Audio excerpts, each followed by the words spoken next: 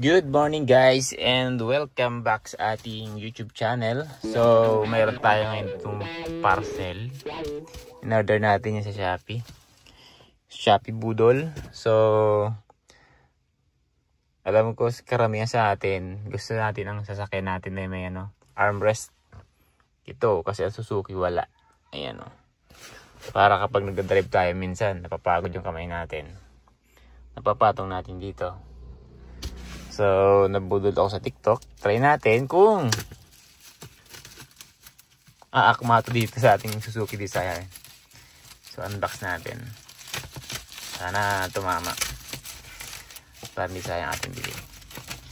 Ito ay nabili ko sa halagang 800 plus ata. Mga ganun. Like ko yung link dyan sa baba. Gusto din mag-order ng ganito eh. Ganire natin yan.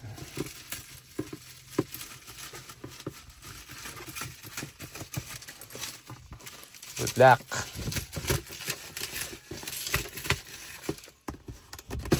Kumusta ang inyong mga Suzuki Desire guys?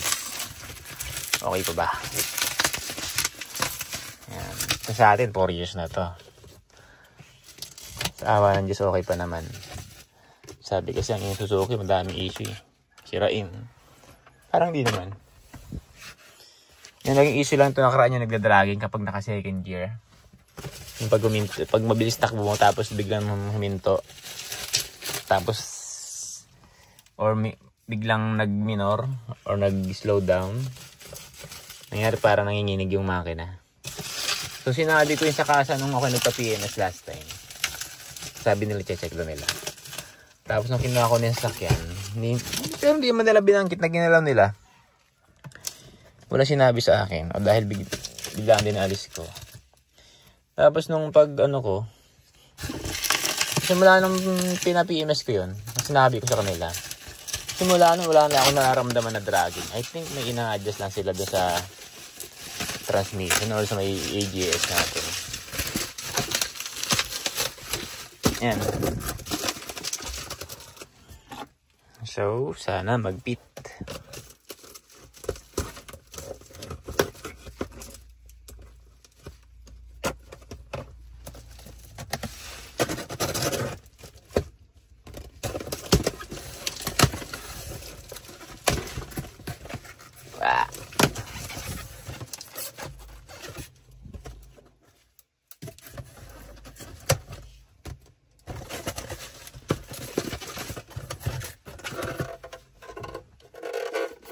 So, ano to?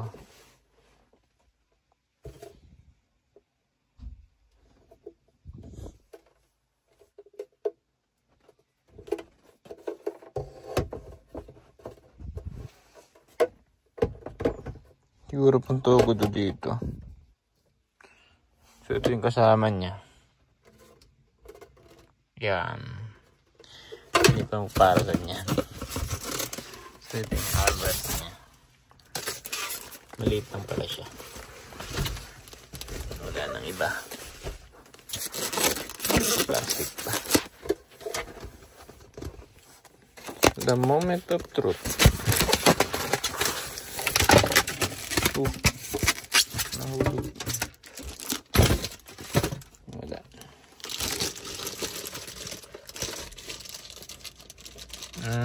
Okay.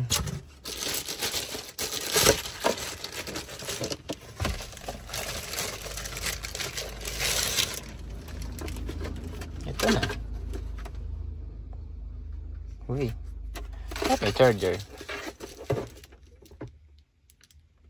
Ay, pang salpak doon sa Dini. Adapter. Wala naman. Ay, ito.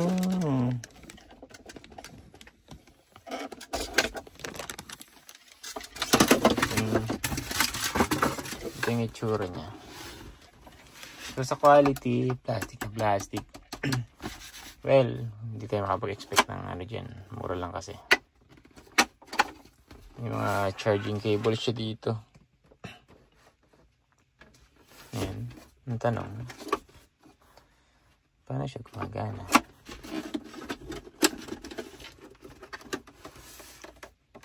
yung lock niya. Parang matatanggal na kagad.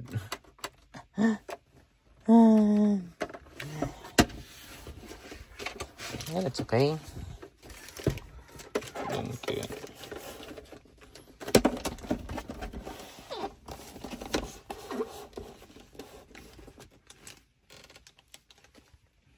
So, ganyan siya. So, I think ito ay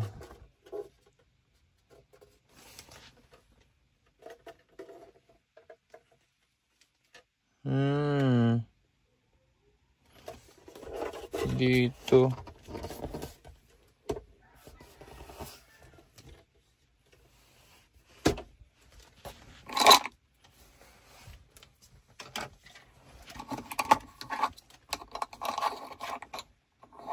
Parang design siya para dito. Siguro itong easy vent na to. Siya nangyari niyan.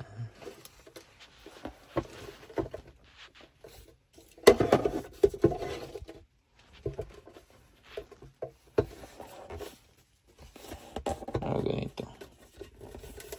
Hindi, ganito talaga siya. Wait lang ah. Wait lang. Wait lang, hindi nagana.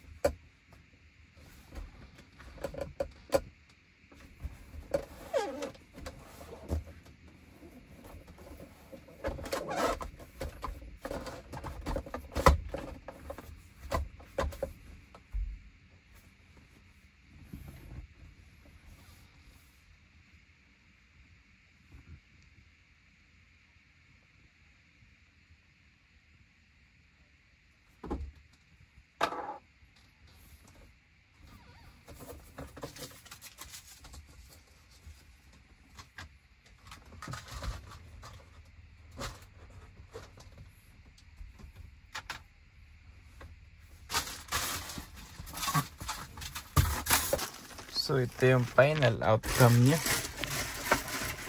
Final output.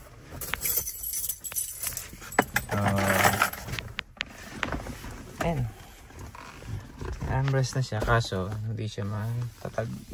Gawa na hindi kasi siya masakto to. Tapos hassle siya kapag nag-handbrake. Ayan, malayo.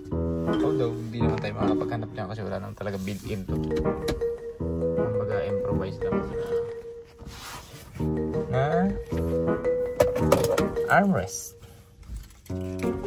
Sabi lang na may armrest.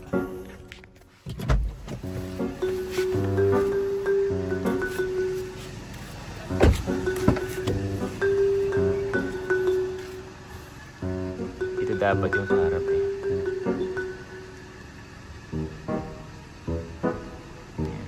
So titingnan pa rin natin kung ano talaga yung final installation yan. Yun lang, bye.